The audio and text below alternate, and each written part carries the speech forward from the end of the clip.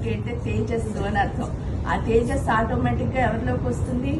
హోమం ఎవరైతే చేశారో వారి లోపలికి వస్తుంది. ఎప్పుడైతే హోమం ఎవరైతే చేశారో వాళ్ళ లోపలికి ఆ తేజస్సు రాగానే మన ఆత్మశక్తి ఎప్పుడైతే పెరుగుతుందో మనం అనుకున్న ప్రతి దాంట్లోనూ ముందుకు వెళ్తాం. అంతేకాకుండా మనం మొదలు పెట్టింది ఏంటి? దేవతకి రూపం ఉందా లేదా అని కదా స్టార్ట్ చేసాం.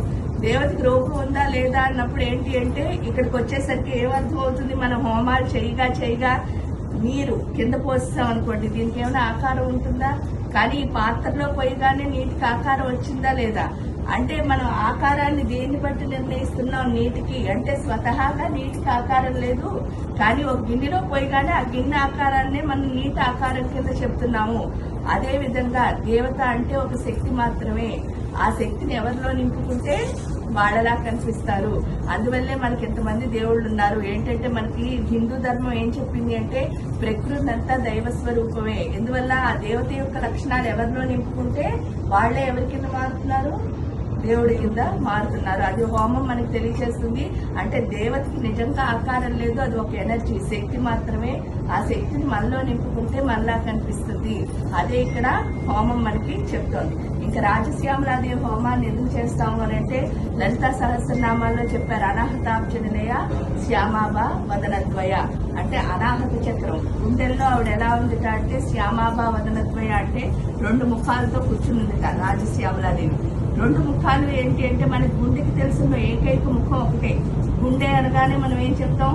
ప్రేమ అంటే నవ్వుకే సింబల్ కింద గుండెని చూపిస్తాం. కానీ ఇక్కడికి వచ్చేసరికి ఇంకో ముఖం ఉందిట. ఆ ముఖం ఏమిటి అంటే మోహము అని అంటారు. ఇంగ్లీష్ లో చెప్పాలి అంటే అట్రాక్షన్. సేపు చిన్న చీకటి, చిన్నది, మురికి వాసనలు ఇవన్నీ ఉన్నా సరే మనకున్న సెక్యూరిటీ ఏంటి అంటే మా అమ్మ నాతో ఉంది అని చెప్పి భరోసాతో మనం బతుకుతున్నట్టు.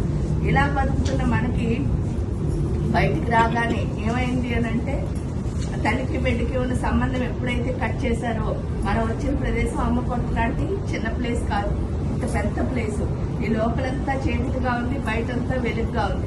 లోపలన్నీ మురికి వాసనలు, బయటన్నీ మంచి వాసనలు వస్తున్నాయి. లోపలంతా రక్తం మాంసం అంటే తడితడిగా ఉంది, బయటకు వచ్చేసరికి అంతా పొడిగా ఉంది. ఇన్ని కొత్తవన్నీ వచ్చేసరికి నాతో ఎవరు లేరు అన్నది మనకు వెంటనే మరుక్షణం అర్థమైందిట. ఎవరు లేరు అంటే అమ్మ లేరు అంటే నేను ఒంటరి దాన్ని. ఆ ఒంటరితనం అంటూనే మనం బతుకుతా ఉంటాం. అందువల్లే చుట్టూ ఎంతమంది ఉన్నా సరే మనకెవరూ లేరు అని చెప్పేసి అలా బతుకుతున్న మనకి అగ్ని ఏం నేర్పిస్తుంది? అగ్ని ఏం నేర్పిస్తుంది అంటే అగ్నికి 2 లక్షణాలు ఉంటాయి. ఒక లక్షణం ఏమిటి అంటే అది ముట్టుకుందంటే ఒక చోట అంటుకుని వదిలేదు. ఏం చేస్తుంది? పక్క కలుపుకుంటూ వెళ్ళిపోతుంది. అంటే ప్రకృతిని కలిపే లక్షణం ఉంది అగ్నికి. 2వ లక్షణం ఏమిటి అంటే ఈ అగ్నిలో మీరు ఏదైనా వేయండి, ఒక తలుపు వేయండి, కుర్చీ వేయండి, ఒక మనిషిని వేయండి, ఇంకేమైనా వేయండి, ప్రతి ఒక్కటి ఫైనల్ గా దేని కింద మారిపోతున్నాయి? బూడిద కింద. అంటే దాని ఆకారము అన్నది మారుతోంది.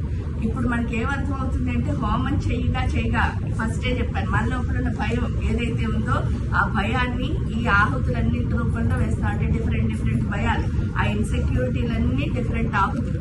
ఈ ఇన్సెక్యూరిటీల వల్ల ఏమొచ్చేస్తుంది అంటే మనలో అహంకారం వచ్చేస్తుంది. ఎందుకు అంటే నాకు ధైర్యం లేదు అని ఎవరు అనుకోకూడదు.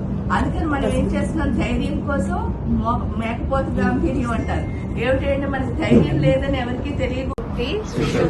అవస్థాతు మనసా వాచా కర్మణా హస్తాభ్యాం పదభ్యాం ఉదరేణ శిస్నా యోన్యా యస్మృతం యదుక్తం యత్కృతం తత్సర్వం బ్రహ్మార్పణం.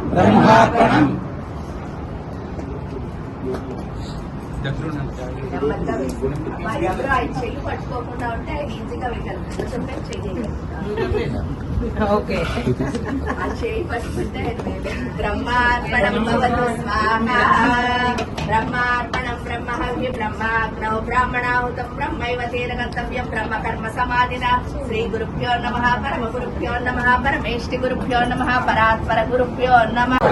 కన్నికా మధ్యే శివేన సహ శంకరి రవిసర్వం మహాదేవి సర్వైః ఆవరణైః సహ చిదగ్నిం దేవతాంశ మమ